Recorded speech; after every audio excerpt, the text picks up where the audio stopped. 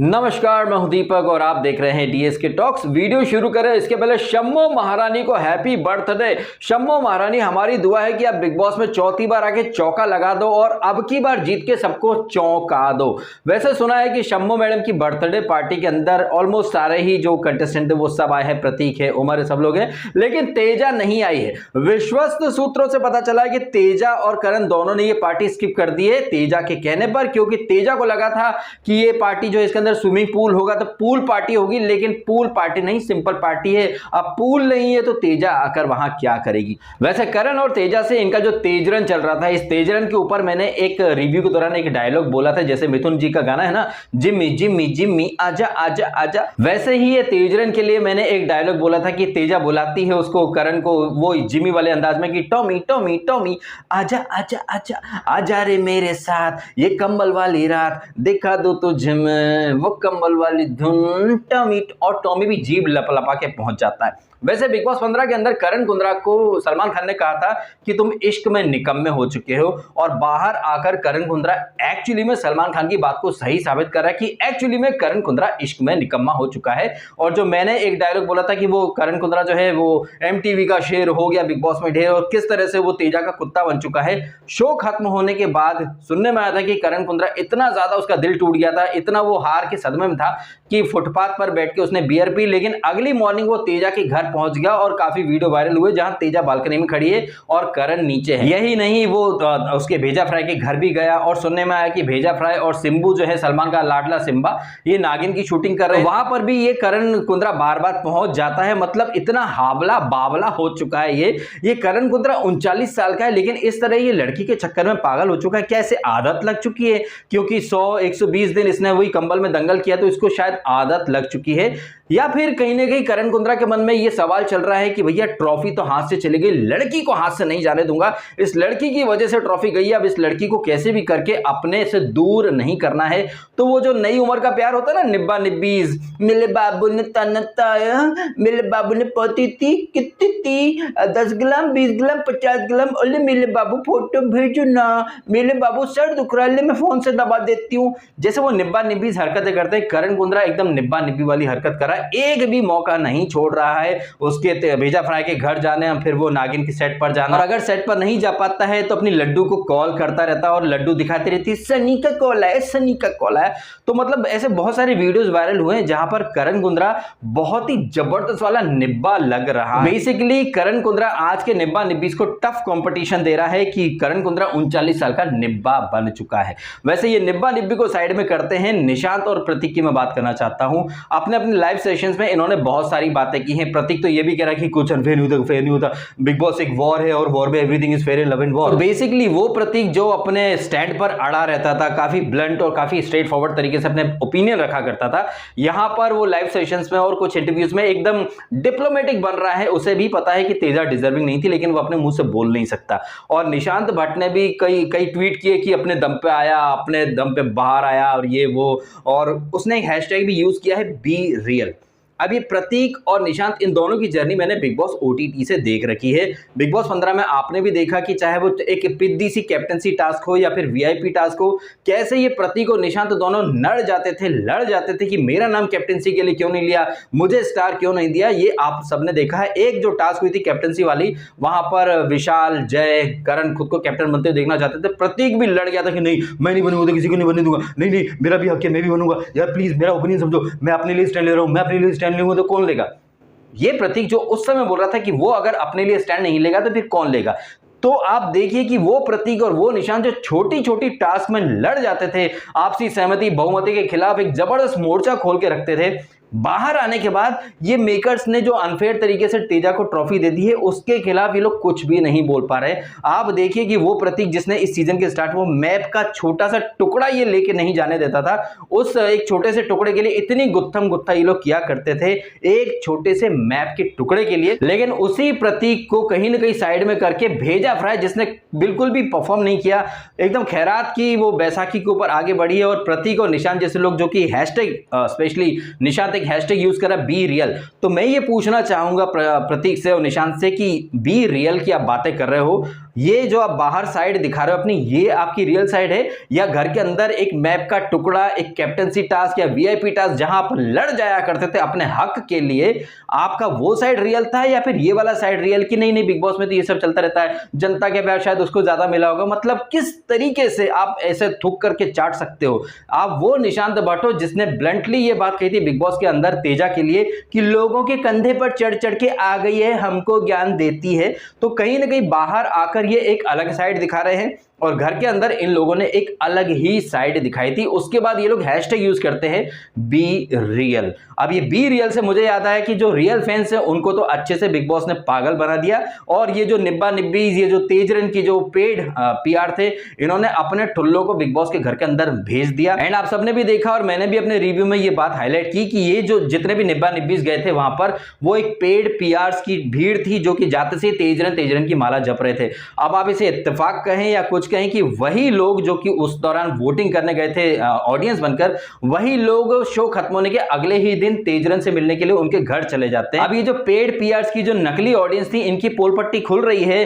वो लोग जो पेड पीआर्स थे वही ऑडियंस बन के गए थे और यही लोग अगले दिन तेजरन से मिलने पहुंच जाते हैं। भाई इतने लकी फैंस कहां पाए जाते हैं? एक हमको देखो, हमको 2-3 साल से ना श्रीशांत का नंबर मिला, घर पे जाना मिलना तो दूर की बात है, ना राहुल वैद्य का कभी एक ट्वीट कभी उसने लाइक नहीं किया, आसिम का फोन नंबर वगैरह हमको तो कभी कुछ नहीं मिलता भाई। लेकिन ये इतने lucky fans, I am sure ऐसे बहुत सारे फैंस जिन्होंने शायद तेजरन को बहुत ज्यादा दिल से सपोर्ट किया हो, शायद उनका तो कभी कोई नाम भी नहीं लेगा और उनको तो हमेशा इग्नोर कर दिया जाएगा। लेकिन ये बात मैं इसलिए कर रहा हूं क्योंकि जब मैंने ये तस्वीरें आपके साथ शेयर की तो कई लोग जस्टिफाई करने आए थे कि भैया वो फैंस है, क्या वो मिलने जा नहीं सकते? बिल्कुल जा सकते, लेकिन क्या आपको चांस मिला क्या मिलने का? इतने ये लकी फैंस कैसे हो सकते हैं भाई साहब कि ये बिग बॉस ने जब वो अपने घर के दरवाजे खोले वहां पर भी इन फैंस का सिलेक्शन हो जाता है और अगले ही दिन ये सारे फैंस तेजरन से मिलने के लिए भी पहुंच जाते हैं। मतलब ये लक तो हो नहीं सकता, ये प्रॉपर सी सेटिंग है। पेड पीआर ने इन लोगों को वहां भेज दिया और उसी पीआर ने इन लोगों को मिलने के लिए भी बुला लिया। तो ये जो सो कॉल्ड ऑडियंस के नाम पर ये लोग गए थे, ये सिर्फ और सिर्फ मेकर्स के भेजे हुए लोग थे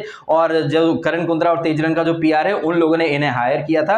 और इन लोगों को जो लोग जस्टिफाई कर रहे हैं, प्लीज आप हो सके तो जाइए तेजरन से मिलने। इंडिया के किसी भी कोने में रहते हो, क्या आपको बुलाया तेजरन ने? क्या अगर आप मुंबई में रहते हैं, मुंबई के आसपास रहते हैं, तो आपको कितनी बार तेजरन से मिलने का मौका मिल गया? कितनी बार आपने बिग बॉस के उस वो जो इन लोगों ने गेट खोले थे, कितनी बार आपने अप्लाई किया? आपका सिलेक्शन हुआ या नहीं हुआ? कमेंट करके जरूर बताइएगा। ये बात मैं उन लोगों से कह रहा हूं जो ये कह रहे हैं कि भैया फैंस हैं, फैंस से मिलने जा सकते हैं। फैंस मिलने डेफिनेटली जा सकते हैं, लेकिन इतनी जल्दी फैंस का बिग बॉस के घर के अंदर जाने का भी सिलेक्शन हो जाता है, वो घर भी पहुंच जाते हैं।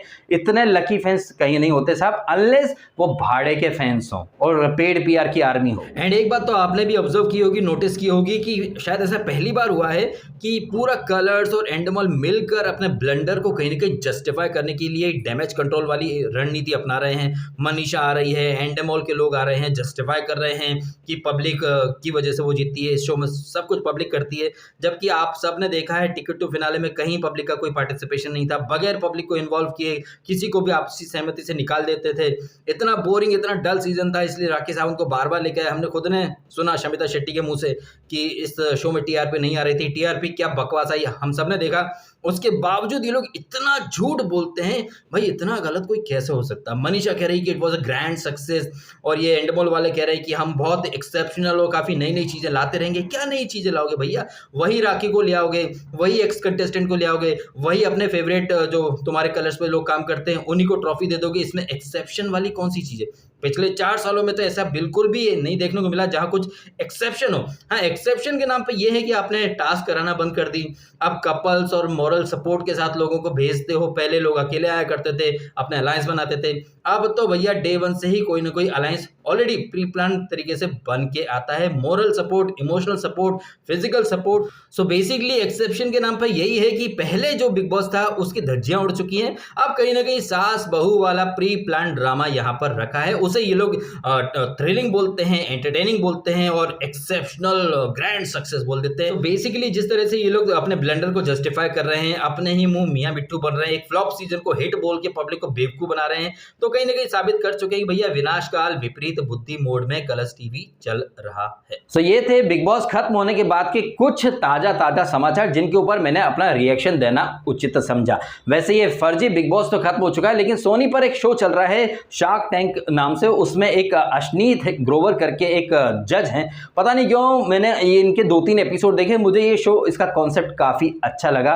और अश्नीत की पर्सनैलिटी कहीं ना कहीं मेरी जैसी है, मतलब डिप्लोमेसी बिल्कुल भी नहीं, जो दिल में है वो जबान पर, वही आंखों पर, वही चेहरे के ऊपर। तो ये जो शो है ये मुझे काफी इंटरेस्टिंग लग रहा है, काफी यूनिक लग रहा है, जहां पर बिजनेस आइडियाज पिच करने हैं। आपका बिजनेस आइडिया अच्छा होगा तो ये जो शार्क टैंक में जो जजेस बन के बैठे हुए हैं, हालांकि ये भी पर एपिसोड का 8 से 10 लाख रुपए ले रहे हैं, लेकिन ये शो कहीं ना कहीं मुझे ज्यादा अपीलिंग और ज्यादा अच्छा लग रहा है। इसके मैंने कुछ 2-3 एपिसोड्स देखे हैं, कल इसका मैं एक डिटेल में रिव्यू करूंगा। अगर आपको अच्छा लगे तो देखिएगा जरूर, और अगर आपने ये शार्क टैंक देखा है तो कमेंट करके आप भी बताइएगा, क्योंकि मुझे ये शो, इसके मैंने यूट्यूब पर 2-3 एपिसोड देखे, काफी इंप्रेस हुआ हूं मैं ये कॉन्सेप्ट से, जिस तरह से लोग बिजनेस आइडियाज पिच कर रहे हैं। हालांकि ये सिर्फ एक फर्स्ट इंप्रेशन है इस शो के बारे में। मुझे पता है चाहे वो सोनी हो, स्टार हो या फिर बिग बॉस हो, ये लोग जो भी रियलिटी शो अमेरिका से या फिर किसी दूसरी कंट्री से इंपोर्ट करते हैं, उसमें कहीं ना कहीं ये ओवर ड्रामेटिक तड़के का इस्तेमाल करके शो एकदम बैंड बजा देते हैं।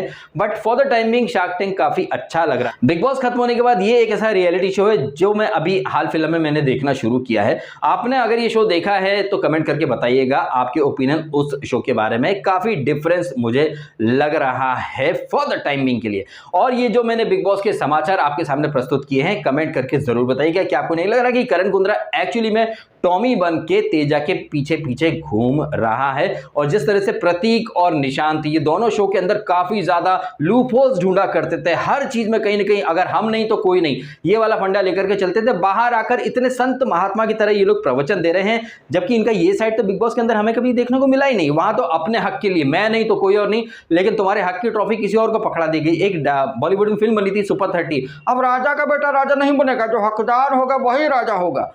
क्या तेजा कहीं से कहीं तक हकदार थी? ये बात प्रतीक और निशांत दोनों को अच्छे से पता। निशांत ने तो, जैसा कि मैंने इसी वीडियो में बोला, निशांत तो खुद बोला था कि दूसरों के कंधे पर चढ़ के आ गई है और हमको ज्ञान दे रही है।